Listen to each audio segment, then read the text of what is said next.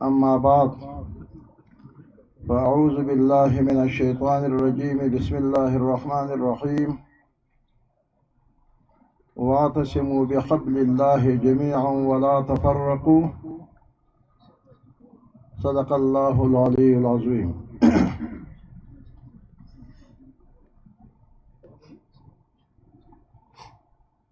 اس all parties conference کے میزبان party Balochistan national party اور اس کے مرکزی صدر جناب سردار اختر جان مینگل صاحب اور جمعیت علماء اسلام پاکستان کے مرکزی جنرل سیکرٹری حضرت مولانا عبدالغفور حیدری صاحب اور تمام سیاسی جماعتوں کے قائدین اور ان کے وفود سب کو جب یہاں انہوں نے تشریف لائی ہے تو میرا خیال مبارکباد کے مستحق بھی ہے، اور پھر اس چلتن کے دامن میں جو اس صحرا میں اس کے ایک الگ ایک انداز اور الگ ایک تاریخ ہوگا کہ ہم اس چلتن کے دامن میں اور بیابان میں ہم اکٹھے ہوئی ہے۔ زیادہ لمبی بات نہیں کروں گا، وقت بھی مختصر ہے۔ آل پارٹیز کانفرنس جو بلایا ہے، جس دن ثنا بلوچ ہمارے پاس آئے تھے اور اس وقت قائد محترم بھی ادھر تشریف فرما تھے، اور ثنا بلوچ صاحب آئے اور آل پارٹیز کانفرنس کی دعوت دینے کے لیے، لیکن ثنا بلوچ صاحب کے دعوت سے پہلے اسی دن ہمارے قائد محترم نے اس پہ ساتھیوں سے مشورہ دے رہا تھا کہ بلوچستان کے یہ جو موجودہ گمبھیر حالات ہے، یہ رمضان جس حالت میں گزر گئے، یہ بم دھماکے وغیرہ، یہ بد امنی وغیرہ، یہ سارے دہشت گردی، یہ حکومت کی جو رویہ تھا عوام کے ساتھ اور ان کے گرفتاریات ہیں، تو اس پہ ہمارے مشورہ ہو گیا کہ ہم فوراً آل پارٹیز کانفرنس بلانے کا ہمارا فیصلہ ہوا۔ لیکن اتفاقاً رات جب ثنا بلوچ صاحب آئے اور پھر ہم نے اس کے بعد اس پہ مشورہ کر دیا کہ ہمارا مقصد تو یہی ہے کہ بلوچستان کے سلگتے ہوئے حالات پہ اور ان کے مسائل پہ ہم ایک اتفاق اور ایک اجلاس بلائے جائیں۔ لیکن جب ان کے باضابطہ دعوت نامہ آ گیا تو ہم نے اپنا وہ ارادہ چھوڑ دیا اور ہمارے جماعت نے فیصلہ کر لیا کہ ہم سردار اختر جان صاحب جو آل پارٹیز کانفرنس بلائیں گے تو ہم وہی جائیں گے اور ہمارے مقصد اس سے پورا ہو جاتے ہیں۔ اور پھر اس کے بعد یہ تمام تسلسل جو دھرنے کا چل رہا تھا، یہ ہمارے جو مسائل ہے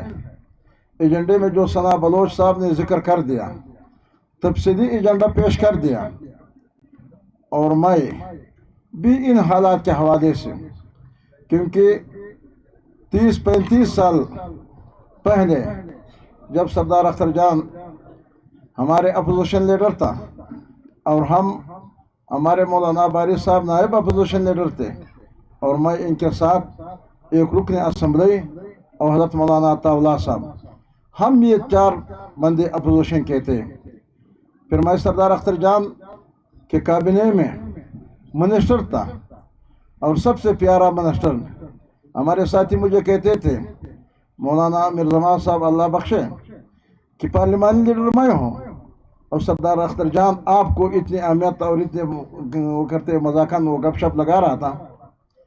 اور پھر مسلسل ان اسمبلی اور پارلیمان میں۔ لیکن ان تمام حالات میں ہم ایک دوسروں کے معلوم ہے کہ بلوچستان کے جدوجہد کا کتنی طویل تاریخ ہے، کتنے مسائل ہیں. اور آج جو ادھر ثنا بلوچ نے اپنے ریکارڈنگ کا ذکر کر دیا، تو میں سمجھتا ہوں کہ ریکارڈنگ کا تو یہ جنگ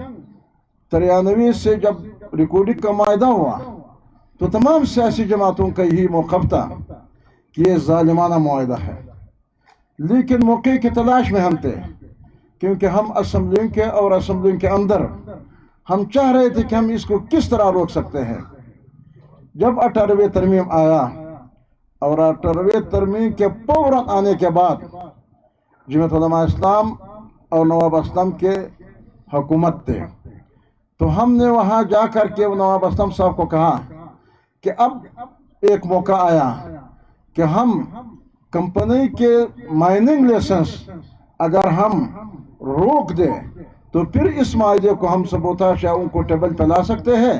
تاکہ ہمارے ساتھ ہمارے بلوچستان کے عوام اور ان کے حقوق کے مطابق ہمارے ساتھ معاہدہ کر لیں. اور نواب صاحب نے ہمارے ساتھ دے دیا اور ہم نے یہ کام شروع کر دیا. جب مائننگ لائسنس رک گیا تو پھر اس کے بعد تفصیلات اگر میں جاؤں گا تو 10 دن نہیں، لیکن اس کے بعد جو حالات پیدا ہو گئے، مجھے خود نواب صاحب نے کہا کہ یہ ریلوے پھاٹک کا جو دھماکہ ہوا،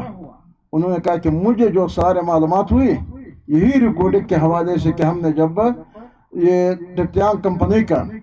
ہم نے مائننگ لائسنس روک دیا، لیکن اس کے بعد جتنی پیشکشیں ہوئی وہ تو سب ہم نے کئی میٹنگوں میں ہم نے بتایا ہے. ہمیں کینیڈا میں بھی بلایا، ہمیں آسٹریلیا میں بھی اور لندن، ان 3 کنٹریز کے ہمارے سامنے، اور انہوں نے کہہ دیا کہ آ جائے اور ادھر معاملات طے کر لیتے. یعنی اس کے جو پیشکش تھے ادھر پاکستان میں اگر آپ لوگ حاصل نہیں کر سکتے، جمعیت علماء اسلام نے صوبائی مجلس اسمبلی میں فیصلہ کر لیا کہ ہم کہیں بھی نہیں جائیں گے، یہ بلوچستان کا خزانہ ہے اور بلوچستان کے ٹیبل پہ کمپنی جو بھی کمپنی آئیں گے تو یہ ادھر حل کرنا ہوگا اور ہم کہیں بھی نہیں جائیں گے. لہذا اس کے بعد وہاں سپریم کورٹ میں کمپنی والوں نے کیس کیے ہیں اور بلوچستان حکومت جو نواب اسلم رسانی کی حکومت دے تو ہم نے کیس لڑا اور کیس بلوچستان نے جیت گیا. لیکن اس کے بعد زرداری صاحب جیسے کہ آج ان کے طریقہ کار ہے، وہاں جا کر کے مولانا کے پاس، اور وہ کہہ رہا تھا کہ یہ میرے وزیر اعلیٰ ہے، میں اپنے وزیر اعلیٰ کو تبدیل کرنا چاہتا ہوں اور آپ اپنے جماعت کو سنبھالے اور ان کو کہہ دے کہ تو آپ تمہاری اتحادی ہے. جب یہاں آئے تو حضرت شرانی صاحب کے سربراہی میں میٹنگ ہو گئی اور ہم نے فیصلہ کر لیا کہ نواب اسلم رسانی کی حکومت جب ختم ہوتے ہیں تو اس کے بنیاد پہ کیونکہ انہوں نے ریکارڈنگ کے معاملے پہ جب سٹینڈ لے لیا اور جمعیت علماء اسلام کے کہنے پہ انہوں نے لے لیا، اب یہ ہمیں زیب نہیں دیتے ہیں کہ ہم ان کو چھوڑ کے اور جو اس پہ عدم اعتماد آ جاتے ہیں. تو پھر ہم نے قائد محترم کو سارے تفصیل ان کے سامنے رکھ دیا. جب ہم نے اپنے امیر مرکزیہ کے سامنے تفصیل رکھ دیا تو انہوں نے کہا کہ مجھے تو پتہ نہیں ہے، اگر اتنا بڑا مسئلہ ہے اور اس معاملے پہ وہ ہٹانا چاہتے ہیں تو آپ لوگ اس وقت تک نواب اسلم کے ساتھ رہے جب تک نواب اسلم کی حکومت ہو اور وہ زندہ ہے. تو ہم نے ساتھ دے دیا. سردار اختر جان کی حکومت جب وہاں سے ختم ہو گئی، وہاں سے ان کے خلاف پارٹی کے اندر دراڑ انہوں نے پیدا کر دیا. لیکن اس سے پہلے ہم کچھ ناراض تھے. سردار صاحب سے ہم نے یہ طے کیا ہوا تھا کہ ہم سردار صاحب کو آئندہ ہفتے میں کہیں گے کہ ہم آپ سے علیحدہ ہونے والا ہیں. لیکن جب ان پہ سخت مشکل وقت آیا تو پھر جماعت نے فیصلہ کر لیا کہ اب ان کے خلاف جب سازش شروع ہو گئی اور ان کے پارٹی کے اندر انہوں نے دراڑ پیدا کر دیا تو اس کا مطلب یہ کہ بلوچستان کے حقوق کے محافظ ہے اور اس وجہ سے ان کے حکومت وہ ختم کرنا چاہتے ہیں. لہٰذا جمعیت علماء اسلام اپنے وعدے کے اور اپنے شکایات سب چھوڑ کر کے، اور ہم نے اطلاع دے دیا سردار صاحب کو یہ تشریف فرما ہے. ہم نے ان کو کہہ دیا کہ سردار صاحب ہم تو علیحدہ ہونے والے تھے لیکن اب نہیں، اب ہم آخر تک آپ کے ساتھ ہوں گے जब अपने साथियों ने उनको छोड़ दिया, लेकिन हमने उनके साथ खड़े थे जब हालात इस हद तक पहुंचे कि उन्होंने जब इस्तीफा दे दिया, फिर इसके बाद नया हुकूमत बन गई। लिहाजा हुकूमतों के बनाने के हवाले से भी हमने मुसलसल ये जालिमाना एस्टेब्लिशमेंट और मरकजी हुकूमत के फैसलों के हमने मुसलसल खिलाफ वर्जी की। नवाब अकबर भुट्टो का हुकूमत भी हमने एस्टेब्लिशमेंट के मुकाबले में बनाया। सरदार अख्तर जहां की हुकूमत भी हमने मिलके एस्टेब्लिशमेंट के मुकाबले में बनाया। नवाब असलम की हुकूमत भी हमने बना दिया। लिहाजा इन हुकूमतों का हमारा बुनियादी मकसद यह था कि हम बलूचिस्तान के हुकूक के मुहाफिज हैं, हम की जंग लड़ते हैं। लिहाजा रिकॉर्डिंग का मामला जब यहाँ से गया लंदन अदालत, वहाँ भी हमने केस जीत लिया। फिर इसके बाद जब सालिसी अदालत में गया तो फिर आप लोगों ने देख लिया कि सालिसी अदालत के हवाले से वहाँ बलूचिस्तान हुकूमत के खिलाफ रिकॉर्डिंग यानी फैसला आ गया। और जब फैसला आ गया तो सबसे पहले जमीयत उलमा इस्लाम ने उस फैसलों को मुस्तरद कर लिया। और फिर न सिर्फ हमने मुस्तरद कर लिया, एक इजलास थे, मेरा ख्याल हशम खान और ये आगा हसन बलोच और पख्तूनख्वा मिलियम पार्टी के ज़ियारतवाल और दूसरे हमारे बलूचिस्तान के पार्टियों के लोग थे, हम भी वही थे। वज़ीर आज़म थे, चीफ ऑफ आर्मी थे, DGISI थे, DGMI थे, और उनके सामने हमने इसके मुखालफत की।